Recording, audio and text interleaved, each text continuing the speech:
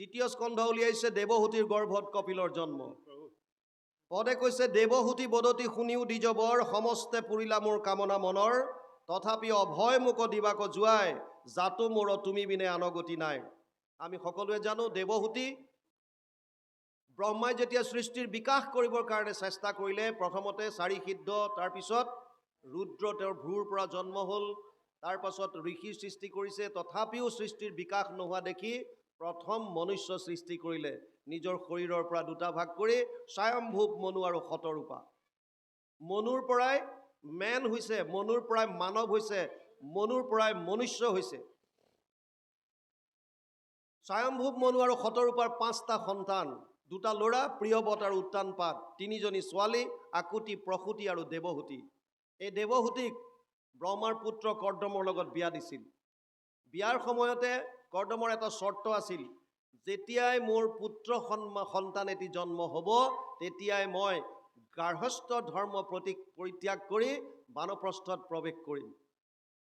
কিন্তু প্ৰথম অৱস্থাত 9জনীকৈ কন্যাহে জন্ম হ'ল। তেতিয়াও তেওঁ যেতিয়া যাব বিচাৰিছে এতিয়া দেৱহূতিয়ে কৈছে দেৱহূতি বদতি শুনিও দ্বিজবৰ সমস্তে পুৰিলা মোৰ মনৰ কামনা মনৰ, মোৰ যিমানবিলাক কামনা বাসনা আছিল যেনেকৈ মই উপভোগ কৰিব বিচাৰিছিলোঁ সংসাৰৰ সকলোবিলাক তুমি মোক দিছা তথাপি অভয় মোক দিবাক জোৱাই জাতো মোৰ তুমি বিনে আনগতি নাই। পত্নী এগৰাকীয়ে কি বিচাৰে? স্বামীৰ পৰা অভয়, যাতে প্ৰতিটো মুহূৰ্তত তেওঁ ৰক্ষণাবেক্ষণ দিব পাৰে। এই অভয়টো এতিয়া কেনেকুৱা অভয় বিচাৰিছে ইয়াত? তজু জীও সবে অনুৰূপে পতি চাৱে সংসাৰ তাপক স্মৰি মোৰ হৃদিত তাৱে এহি জানি কতদিন থাকিও এঠাত কিবা ব্ৰহ্মজ্ঞানী ভাল পুত্ৰ হৈ যাত। 9জনী ছোৱালী ডাঙৰ হ'ল, তেওঁলোকৰ কাৰণে উপযুক্ত স্বামী বিয়া দিবৰ কাৰণে উপযুক্ত বয়স হৈছে, গতিকে দৰাৰ প্ৰয়োজন। আৰু লগতে যিহেতু তেওঁ আগতে কৈছিল সেইকাৰণে কৈছে কিজানি এজন ব্ৰহ্মজ্ঞানী পুত্ৰৰ জন্ম হয়, এইখন মোক তুমি কৃপা কৰা। পাছে কৰিও যেন মনে আছে ইচ্ছা হৰি হৰি যত ভৈল ইটো সবে মিছা তুমি হেন স্বামীক লোভিয়া এতদিন ইন্দ্ৰিয়ৰ প্ৰীতি সাধি আয়ু কৈলো ক্ষীণ। পদৰ কথাবিলাক বুজি যাব। আমি গৃহ সংসাৰ কৰিছোঁ, ধন টকা পইচা অৰ্জন কৰিছোঁ, কিহৰ কাৰণে? মানুহক লাগে কি জীৱনত? চাওক, বৰ্তমান পৃথিৱীত 900 কোটিৰ ওপৰত মানুহ আছে। কাৰো লগত কাৰো মিল নাই, চবৰে বেলেগ বেলেগ মুখৰ আকৃতি, শৰীৰৰ আকৃতি চব বেলেগ, কাৰো লগত কাৰো মিল নাই। আনকি আচৰিত হ'ব আপোনালোকে, এই আঙুলিৰ ওচৰত থকা এই যে প্ৰিণ্টকেইটা, আঙুলিৰ ছাপকেইটা, আমি য'ত ফিংগাৰ প্ৰিণ্টছ দিওঁ, এইকেইটাও কাৰো লগত কাৰো নিমিলে। ইমান বৈষম্যতাৰে ভৰা এইখন সংসাৰ, এটা বস্তুৰ কিন্তু মিল আছে, সেইটো হৈছে আমাক সকলোকে আনন্দ লাগে। এইটো সকলোৱে স্বীকাৰ কৰে। আজি আপোনালোক ইয়ালৈ আহিছে আনন্দৰ কাৰণে, কোনোবা অহা নাই তেওঁলোকো আনন্দ বিচাৰি গৈছে, কোনোবাই নিজৰ দোকানত গৈ বহিছে আনন্দ বিচাৰি, কোনোবাই ক'ৰবাত ফুৰিবলৈ গৈছে আনন্দ বিচাৰি, কোনোবাই মেলা চাবলৈ গৈছে, কোনোবাই ক'ৰবাত গৈছে, আনন্দ লাগে, কেৱল আনন্দ। উদ্দেশ্য এটাই, এই আনন্দটো বিচাৰি আমি হাবাথুৰি খাইছোঁ, ৰাতিপুৱাৰ পৰা ৰাতিলৈকে ঘূৰি আছোঁ। আচল তত্ত্বটো বুজি পোৱা নাই যে আনন্দটো আছে ক'ত, আৰু 2 নম্বৰ কথা, আনন্দটো লাগে কিয়? চাওক, আনন্দ কিয় লাগে? প্ৰত্যেক বস্তুৱে নিজৰ মূললৈ যাব বিচাৰে। আমাৰ মূল কি? মই বুলি ক'লে ইয়াত 2টা বস্তু আছে, এটা হৈছে শৰীৰটো আৰু এটা হৈছে শৰীৰৰ ভিতৰত চৈতন্য যোনে কৰি ৰাখিছে আত্মা। আত্মাৰ লগত পৰমাত্মা থাকে, একবৃক্ষে 2 পক্ষী। আত্মা আৰু স্থূল শৰীৰ, পঞ্চভূতি শৰীৰ, এই 2টা বস্তু আছো। আত্মাটো ভগৱানৰ অংশ, মামেবংশো জীৱলোকে জীৱভূত সনাতন, 15শ অধ্যায় 7 নম্বৰ শ্লোক গীতা। এই অৰ্জুন, আত্মা মোৰ অংশ। ইয়াতকৈ ওপৰত গৈ 10মত কৈছে তেওঁ, অহম আত্মা গুদাকেশ সৰ্বভূতাশয় স্থিত অহম আদি চ মধ্যম চ ভূতানাম অন্ত এবচ, 10ম অধ্যায় 20 নম্বৰ শ্লোক গীতা। হে অৰ্জুন, ময়ে আত্মা, ময়ে আদি, ময়ে মধ্য, ময়ে শেষ, সমস্ত ভূতৰ শৰীৰত মই বিৰাজমান আছোঁ। মই মানে আত্মাটো ভগৱানৰ অংশ। গতিকে আত্মাই মূললৈ যাব বিচাৰে। ভগৱান কোন? ৰসো বৈশঃ আনন্দ স্বৰূপ। কৃষ্ণ শব্দৰ অৰ্থই লিখিছে কৃষি ভূ বাচক শব্দ নচ নিবৃত্তি বাচক দ্বৈও ৰেখাত পৰম ব্ৰহ্ম কৃষ্ণ ইতি অভিধীয়তে। অনুবাদ কৰিছে মহাপুৰুষ মাধৱদেৱে। কৃষ হেন শব্দ ইটো পৃথিৱী বাচক বইলা ন আনন্দত প্ৰৱৰ্তয় দুইৰো এক পদ মিলি পৰম ব্ৰহ্ম ৰূপ কৃষ্ণ নাম আনন্দক মাত্ৰ কয়। কেৱল আনন্দ। আৰু সেইকাৰণে আমি গাওঁ সহজানন্দ, স্বৰূপানন্দ, হৃদয়ানন্দ, পৰমানন্দ, সচ্চিদানন্দ, চিদানন্দ, সদানন্দ, কেৱল আনন্দ। আত্মাই মূললৈ যাব বিচাৰিছে, আনন্দ লাগে। চেতন হৈছে আত্মা, কিন্তু পঞ্চভূতি শৰীৰত 24 তত্ত্বৰ এই দুটা তত্ত্ব সোমাই আছে, মন আৰু বুদ্ধি। মন বুদ্ধি হৈছে মায়াৰ বস্তু। সেইকাৰণে মনটোৱে সদায় মায়াৰ সংসাৰখনলৈ যাবলৈ বিচাৰে। সুখটো ইয়াত আছে বুলি ভাবে। ক'ত? ধন, টকা, পইচা, পুত্ৰ, পৰিবাৰ, ঘৰ দুৱাৰ ইত্যাদি ইত্যাদি স্বৰ্গ তৰ্গ কৰি ব্ৰহ্মলোকলৈকে তাত আছে বুলি ভাবে। সেইকাৰণে মনটোৱে আমাক সংসাৰৰ ফাললৈ টানি আছে আৰু আত্মাই ভগৱানৰ ওচৰলৈ নিব বিচাৰিছে। যিবিলাকে এই ডিফাৰেন্সটো বুজি পোৱা নাই, ভকতৰ লগত শ্ৰৱণ কীৰ্তন ভালদৰে কৰা নাই, অনুভৱ কৰিব পৰা নাই, তেওঁলোকে ধন, টকা, পইচা, পুত্ৰ, পৰিবাৰক লৈয়ে ব্যস্ত হৈ আছে আৰু ইয়াত সুখটো বিচাৰি আছে। ইন্দ্ৰিয়ৰ প্ৰীতি সাধনৰ কাৰণে মন বুদ্ধি আমাৰ 24 তত্ত্বৰ ভিতৰত আছে। গতিকে ইন্দ্ৰিয়ৰ প্ৰীতি সাধনৰ কাৰণে তেওঁলোকে প্ৰেয় মাৰ্গটো বাছি ল'লে। প্ৰেয় আৰু শ্ৰেয় দুটা মাৰ্গ। শ্ৰেয়টোৱে পৰমাত্মাৰ ওচৰলৈ নিছে আৰু প্ৰেয়টোৱে সংসাৰলৈ নিছে। ইয়াত এতিয়া দেৱহূতিয়ে স্বীকাৰ কৰিছে, তোমাৰ দৰে এগৰাকী স্বামী পোৱাৰ পাছতো মই কেৱল ইন্দ্ৰিয়ৰ প্ৰীতি সাধন কৰিব বিচাৰিম। কেৱল ইন্দ্ৰিয়ৰ। আৰু ইন্দ্ৰিয়ৰ যিটো উপভোগ আমি মনুষ্য শৰীৰত পাইছোঁ, ইন্দ্ৰই উৰ্বশী মেনকাৰ লগত যিটো সুখ পায়, গাহৰিটোৱে গাহৰিজনীৰ লগতো একে সুখ পায়। ইন্দ্ৰই অমৃত ভোগ কৰি যিটো আনন্দ পায়, গাহৰিয়ে বিষ্ঠা ভোগ কৰি একেই আনন্দ পায়। ইন্দ্ৰিয়ৰ প্ৰীতি সাধনত কোনো ডিফাৰেন্স নাই, একো নাই তাত। সেইকাৰণে দেৱহূতিয়ে স্বীকাৰ কৰিছে, তুমি হেন স্বামীক লোভিয়া এতদিন ইন্দ্ৰিয়ৰ প্ৰীতি সাধি আয়ু কৰিলো ক্ষীণ। কিয়? আমি ভাবিছিলোঁ যে এই সংসাৰত সুখ আছে। 3টা মূল তত্ত্ব, ভগৱান, মায়া, জীৱ। আমাক আনন্দ লাগে, জীৱক আনন্দ লাগে। জীৱৰ বাহিৰে 2টাই তত্ত্ব আছে, এক হৈছে ভগৱান, আন হৈছে তেওঁৰ মায়া। ভগৱান আনন্দ স্বৰূপ, বেদে কৈছে, পুৰাণে কৈছে। বেদান্তৰ মূল তত্ত্ব ভগৱান আনন্দ। মায়া কি? চতুশ্লোকী ভাগৱতত প্ৰভু নাৰায়ণে ব্ৰহ্মাক প্ৰথমতে মায়াৰ বিষয়ে কৈছিল 2য় শ্লোকটোত। ঋতেৰ্থে যত প্ৰতীয়ত না প্ৰতীয়ত চাত্মানি তদ বিদ্যাত আত্মনো মায়া যথা ভাসো যথা তমঃ। 2:34, 2য় স্কন্ধ 9ম অধ্যায় 34 নম্বৰ শ্লোক। ভাগৱত অনুবাদ কৰিছে গুৰুজনাই 2য় স্কন্ধত, অবস্তুক দেখাৱই বস্তুক আৱৰি এহিকে মোহৰ মায়া জানা নিষ্ট কৰি। অবস্তুক বস্তু কৰি দেখুৱাইছে। আপোনালোকে জানে মই SSBত আছিলোঁ, এছিষ্টেণ্ট কমাণ্ডেণ্ট হিচাপে। 22ত মই ভলণ্টিয়াৰ ৰিটায়াৰমেণ্ট ল'লোঁ ভকতৰ লগত থাকিম বুলি। জয়ছলমেৰত মোৰ পোষ্টিং আছিল, ৰাজস্থান মৰুভূমি জয়ছলমেৰ। বালি আৰু বালি। এই গৰমৰ দিনত যেতিয়া আমি দূৰলৈ যদি চাই দিওঁ, এনেকুৱা এটা আভাস হয় যেন অলপ দূৰত কিবা পানী আছে, হ্ৰদ আছে। আগবাঢ়ি গৈ থাকক, পানীও আগবাঢ়ি গৈ থাকিব। আলকতৰা দিয়া ৰাস্তাত, গৰম দিনত আপোনালোকে পকা ৰাস্তাত আলকতৰা য'ত বেছিকৈ থাকে, তাতো এইটো আভাস পাব। দূৰলৈ যেতিয়া চাই দিব ৰ'দত, তাত আপোনালোকে এনেকুৱা লাগিব যেন পানী আছে তাত। আগবাঢ়ি গৈ থাকক, পানী পিছলৈ গৈ থাকিব। মৰীচিকা, বাপজনাই সুন্দৰ কৈছে, মৃগতৃষ্ণা, মৰীচিকা, এয়া কেতিয়াও আপুনি নাপায়, কাৰণ আচলতে তাত বস্তুটো নায়েই। নথকা বস্তু বিচাৰি আছে। এখন স্কুলত 2টা ল'ৰা আছিল, অতি বদমাছ। ক্লাছ কেনেকৈ মিছ কৰিব লাগে সেইটো খালি চেষ্টা কৰে। নাম দিছিল চবে জয় বিজয়। এদিন 2টাই আলোচনা কৰিলে, সদায় আমি 2টাই ক্ষতি কৰি থাকোঁ, কাইলৈ গোটেই স্কুলৰ ল'ৰা ছোৱালীয়ে ক্লাছ মিছ কৰাব লাগিব। উপায় উলিয়ালে তেওঁলোকৰ যিজন প্ৰিন্সিপাল আছিল, প্ৰিন্সিপালজনৰ 3টা ছাগলী আছিল, ছাগলী 3টা লুকুৱাই দিলে। এটা ৰুমৰ ভিতৰত গৈ ছাগলী 3টা ভৰাই দিলে, বগা বগা ছাগলী। কিন্তু তাত সোমোৱাৰ আগতে সিহঁতে ছাগলী 3টাত নাম্বাৰিং কৰিলে। এটাত লিখিলে 1, এটাত লিখিলে 2 আৰু 3 নম্বৰটোত লিখিলে 4। 1, 2 আৰু 4 বুলি লিখি পেলাই ৰুমৰ ভিতৰত বন্ধ কৰি থৈ দিলে। সন্ধিয়ালৈকে ছাগলী অহা নাই। চকীদাৰক মাতি প্ৰিন্সিপালে কৈছে মোৰ ছাগলী নাই। কাইলৈ যিবিলাক বুজি নাপাওঁ, প্ৰাৰ্থনাৰ পিছতে ছাগলী বিচাৰিবলৈ লগাই দে চবক।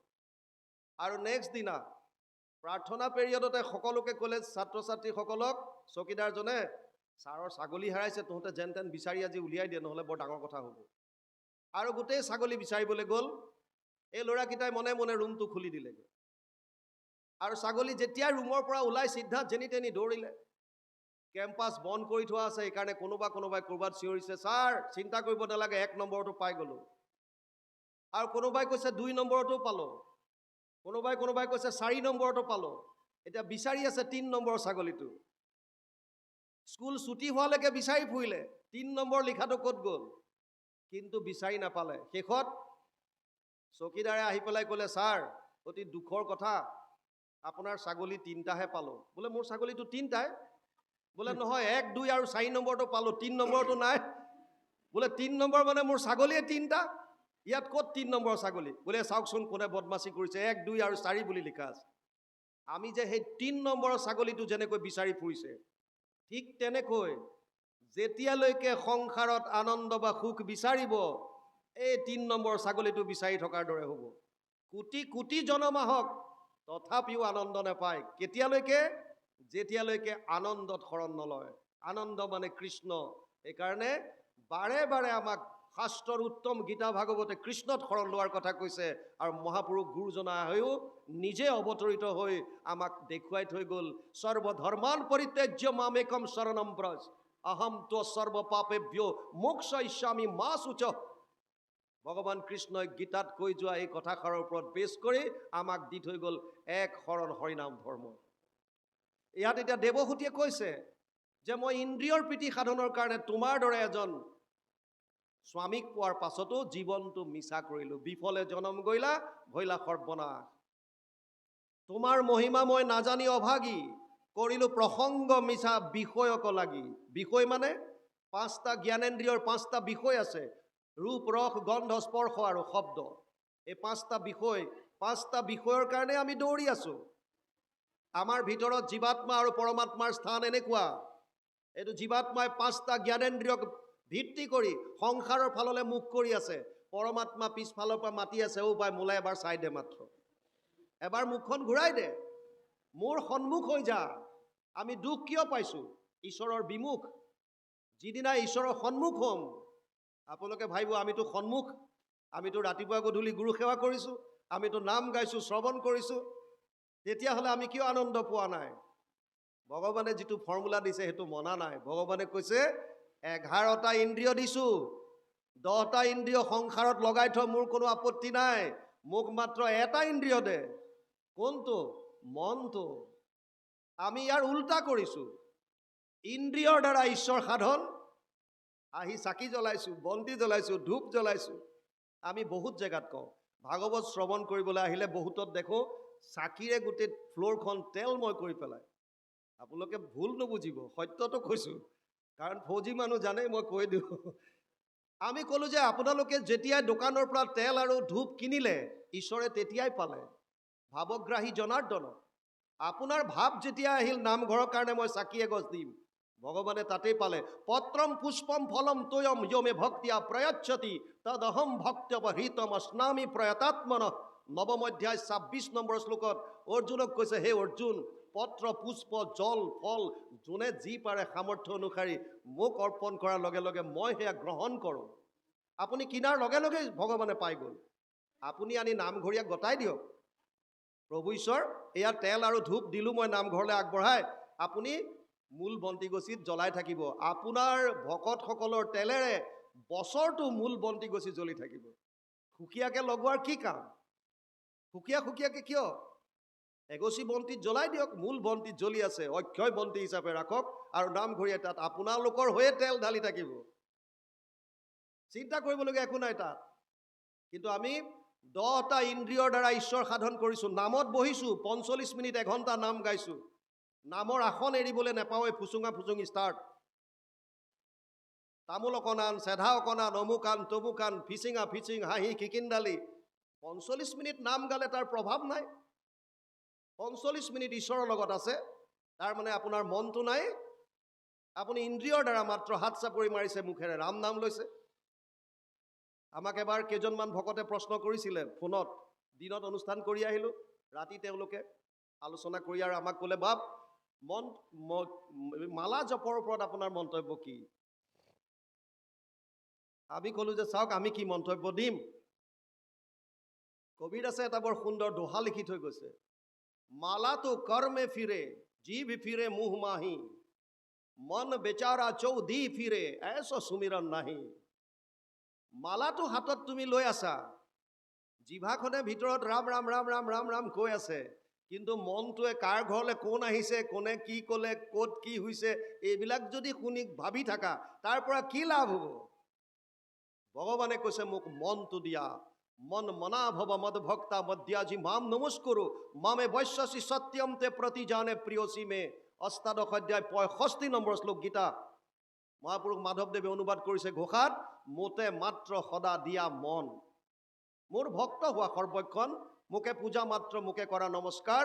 কহিলো তোমাতো সত্যবাণী, পাইবা সুখে মোক মহামানী, তুমি প্ৰিয়তম সুহৃদ সখী আমাৰ।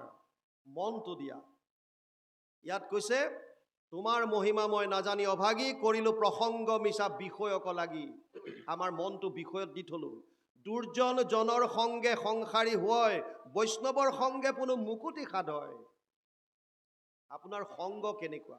সংগ মানে আপোনাৰ মনটো ক'ত থৈছে। দুটা বস্তু আছে, ভগৱান আৰু সংসাৰ, ভগৱান আৰু মায়া। মন এটা, মনটো ক'ত লগাইছে? এইফালে চব দুৰ্জনেই আপোনাক সংসাৰৰ ফাললৈ নিব, বন্ধনত সুমুৱাব। পুত্ৰ পত্নী ধন টকা পইচা ঘৰ দুৱাৰ যিয়ে নকওক কিয়, কেৱল বন্ধন আৰু বন্ধন। তাতে যদি অসংগ দুৰ্জন, যিসকলে ঈশ্বৰমুখী হোৱাৰ পৰা বাধা দিছে, ঈশ্বৰমুখী হ'বলৈ আপোনাক অৱৰোধ কৰিছে, সেইসকলৰ লগত যদি যাওঁ তেতিয়া গণ্ডগোল। কিন্তু আমি প্ৰায় জেগাত এটা কথা কওঁ, আমি আপোনালোক দুৰ্জনৰ পৰা বাৰু আঁতৰিত ফুৰিলোঁ, দুৰ্জনসকলে গতি কেনেকৈ পাব? আমি ভাবোঁ দুৰ্জনসকল যদি সাধুৰ সংগলৈ নাহে, সাধুৱে যদি ভয় খায়, তেতিয়াহ'লে দুৰ্জনসকলে গতি কেনেকৈ পাব?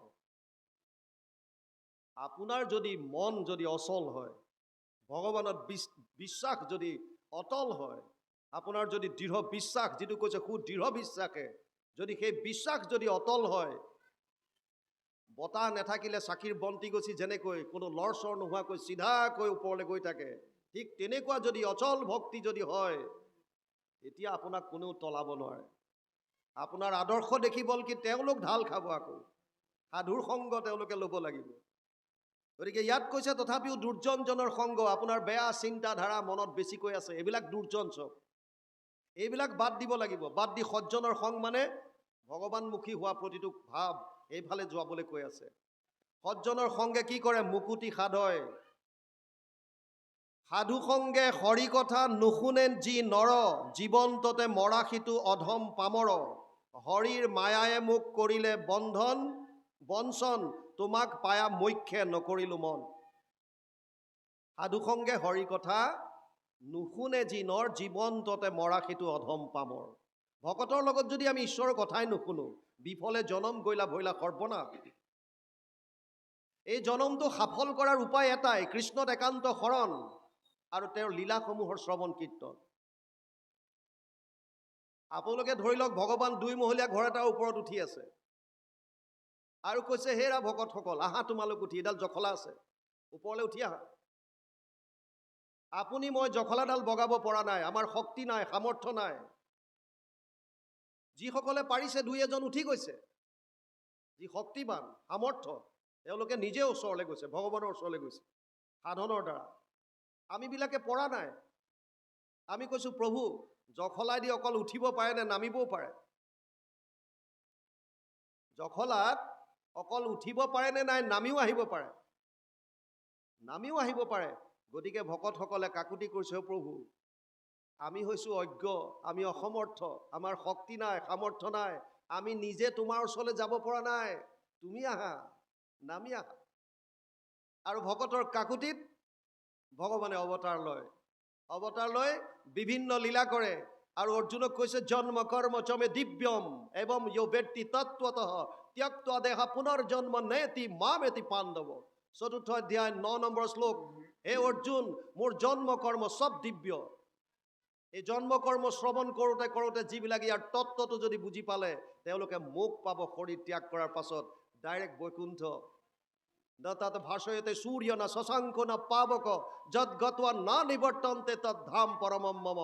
5th অধ্যায় 6 নম্বৰ শ্লোক গীতা, য'ত এয়া সূৰ্য চন্দ্ৰই পোহৰ কৰিব নালাগে, স্বয়ং প্ৰকাশিত, য'ত এবাৰ যোৱাৰ পাছত আৰু পুনৰ ঘূৰি আহিব নালাগে, য'ত কোনো ধৰণৰ কুণ্ঠা বোধ নাই, সেয়া বৈকুণ্ঠ, আনন্দ আৰু আনন্দ কেৱল। তালৈ যাব পাৰিব কেৱল মাত্ৰ কৃষ্ণৰ চৰণত খামোচ মাৰি ধৰক আৰু যিমান পাৰে শ্ৰৱণ কীৰ্তন কৰক। সেইকাৰণে ইয়াত কৈছে বৈষ্ণৱৰ সাধু সংগে হৰি কথা নুশুনে যি নৰ, জীৱন্ততে মৰা সিটো অধম পামৰ। কিয় হৈছে এনেকুৱা? হৰিৰ মায়ায়ে মোক কৰিলে বঞ্চন, তোমাক পায়া মুখ্যে নকৰিলো মন। দেৱহূতিয়ে কৈছে স্বামীক, মোক হৰিৰ মায়াই বঞ্চনা কৰিলে। হৰিৰ মায়াৰ বিষয়ে বুজি লওক অকণমান। প্ৰভু ভগৱানৰ 3টা মূল শক্তি। এটাক কৈছে স্বৰূপ শক্তি বা অন্তৰংগ শক্তি, যাৰ দ্বাৰা কোটি কোটি ব্ৰহ্মাণ্ডৰ তেওঁ সৃজন কৰে কটাক্ষতে, সংকল্প মাত্ৰ। এটা হৈছে তেওঁৰ বহিৰংগ শক্তি, যাক কৈছে মায়া। আৰু এটা হৈছে নিউট্ৰেল বা তটচ্ছ শক্তি। তটস্থ শক্তিটো হৈছে জীৱ। মায়া 2 ধৰণৰ, এক হৈছে জীৱ মায়া, এক হৈছে গুণমায়া। জীৱ মায়া 2 ধৰণৰ, এক হৈছে আৱৰণ, এক হৈছে বিক্ষেপণ। আৱৰণটোৱে আমাৰ চকুৰ ওপৰত, অন্তৰ্দৃষ্টিৰ ওপৰত এখন পৰ্দা দি দিয়ে, যাৰ কাৰণে হৃদয়তে থকা ভগৱন্তক আমি দেখা পোৱা নাই। নহ'লেতো কীৰ্তনত লিখিছে দেৱৰো ঈশ্বৰ হৰি তান্ত মহা যত্ন কৰি লৈও এক শৰণ সাক্ষাৎ, যাৰ ইচ্ছা মুখ্য পাইবে নালাগে দূৰক যাইবে, আছে হৰি সবাৰো হিয়াত। আপুনি দূৰলৈ যোৱাৰ কোনো প্ৰশ্ন নাই, হৃদয়তে আছে, কিন্তু আমি দেখা পোৱা নাই। কিয়? মায়াৰ আৱৰণ শক্তিৰ কাৰণে। দ্বিতীয়টো হৈছে বিক্ষেপণ, মনটো দূৰলৈ পেলাই দিয়া, দলিয়াই দিয়া, আঁতৰাই দিয়ে, সংসাৰৰ ফাললৈ ধাক্কা মাৰি পঠিয়াই আছে, ইফালে যা, তাত সুখ পাবি। মায়াৰ খেল। আৰু ইটো গুণময়ী। 3টা গুণ আছে, সত্যম ৰজস্তম ইতি গুণ প্ৰকৃতি সম্ভৱা নিবধ্নন্তি মহাবাহু দেহে দেহিনাম অব্যয়ম। 4th অধ্যায় 5 নম্বৰ শ্লোক গীতা। অৰ্জুনক কৈছে, হে অৰ্জুন, মোৰ 3টা গুণ আছে মায়াৰ, সত্য, ৰজ আৰু তম। এই 3টা গুণে মানুহক পুতলাৰ দৰে নচুৱাই আছে। কেনেকৈ সম্ভৱ? চাওক, আমি যিমান কৰ্ম কৰিছোঁ, কৰ্মবিলাক আমাৰ ভাৱৰ প্ৰতিস্ফলন। যাৰ যেনেকুৱা ভাৱ, আমি তেনেকুৱা কৰ্ম কৰোঁ। ভাৱবিলাক ক'ৰ পৰা আহে? ভগৱানে কৈছে মোৰ পৰা। বুদ্ধি জ্ঞান অসম্মোহ ক্ষমা সত্যম সমদম সুখম দুখম ভাব অভাব ভয়চা ভয়মেবচ অহিংসা সমতা তুষ্টি তপো দানম যশো অজসহ ভবন্তি ভাৱভূতানাম মত্তএব পৃথক বিধা। 10ম অধ্যায় 4 আৰু 5 নম্বৰ শ্লোক গীতা।